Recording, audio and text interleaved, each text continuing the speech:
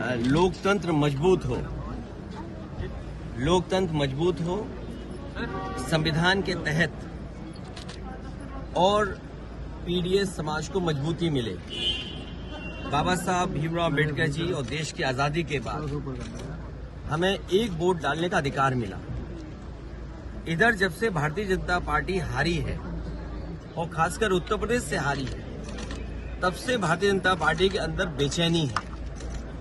ये लोकतंत्र बचाने के ये जो आह्वान हो रहा है उनका, तब लोकतंत्र मजबूत होगा जब हमारा वोट डालने का अधिकार निष्पक्ष और हमारे वोट डालने के अधिकार को न छीना जाए।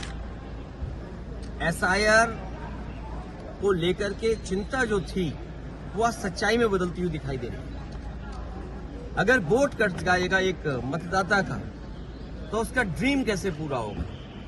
एक मतदाता का ड्रीम ये है कि उसका वोट पड़ेगा, उसके अधिकार के तहत जब वो अपना अधिकार वोट डालने का पूरा करेगा तो वह अपने सपनों को पूरा करता है। अगर किसी से नाराज है तो खिलाफ डालता है, अगर पक्ष में तो उसके पक्ष में डालता है।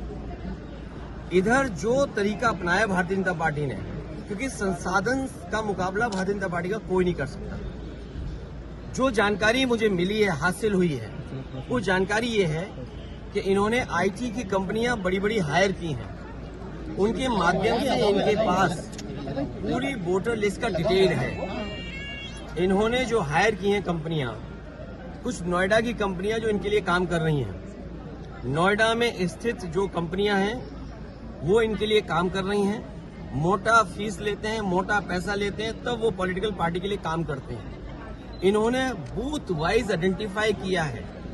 2024 में जो बूथ उत्तर प्रदेश में भारतीय जनता पार्टी, उन बूथों पर विशेष निगरानी, विशेष एसआईआर, वोट काटने के लिए एसआईआर, ये वोट बढ़ाने के लिए एसआईआर नहीं है।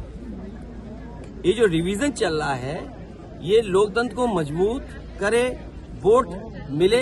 इलेक्शन कमीशन का काम क्या है?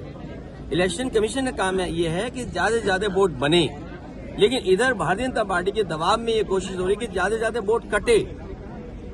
ये एसआईआर का काम नहीं हो सकता है और बहुत संवेदनशील है, बहुत सावधानी के तहत ये काम करना है। जो बीएलओज हैं, बताया तो ये गया था कि उन्हें ट्रेनिंग दी जाएगी, उन्हें आज के हिसाब से जो कैसे उन्हें अपलोड करना है, कैसे फॉर्म भरना है, उस सब चीज की ट्रेनिंग दी जाएगी। लेकिन जमीनी हकीकत हम देखते हैं तो बहुत सारे बीएलओ फॉर्म नहीं भर पा रहे हैं, उन्हें दिक्कतें आ रही अपलोड करने के लिए। कई जगह मैंने खुद देखा, अपने सामने देखा है कि वो जो बीएलओ बने हैं वो अपने परिवारों के सदस्यों के साथ हैं, उनका पूरा परिवार लगा है उनकी मदद करने में। अगर कोई नई पीढ़ी का नौजवान है जो टेक्नोलॉजी को समझता है, मैंने यहाँ तक देखा है कि बेंगलोर और जगह नौकरी कर रहा था, अपनी माँ की मदद करने के लिए नौकरी छोड़ करके आया है, केवल फॉर्म भरवा रहा है एसआईआर के। तो एसआईआर इसलिए हो कि लोकतंत्र मजबूत हो, एसआईआर इसलिए हो कि सभी मतदाता बन जाएं, एसआईआर इसलिए हो कि जिससे कि किसी का वोट न छूटे। ये जिम्मेदारी इलेक्शन कमीशन की है।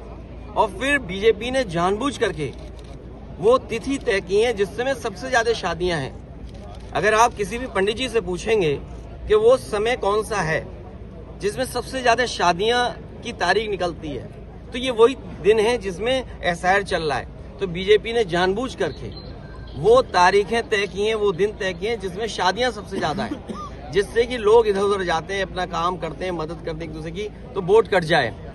और इधर देखने को मिला कि बड़े पैमाने पे जान गई है।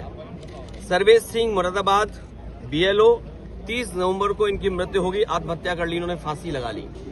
सर्वेश कुमार गंगवार ड्यूटी के दौरान गिर करके, इतना प्रेशर था उनके ऊपर, फॉर्म भरिए, फॉर्म बांटिए और फॉर्म का काम करिए, अस्पताल में मौत हो गई। विजय कुमार वर्मा ब्रेन हेमरेज हुआ, इलाज के दौरान निधन हो गया। इस परिवार से मैं मिला हूं। विपिन कुमार यादव मृत्यु हुई, परिवार व वीडियो का काम दबाव बताया गया। और किसका दबाव ऐसा है कि वोट काटिए आप।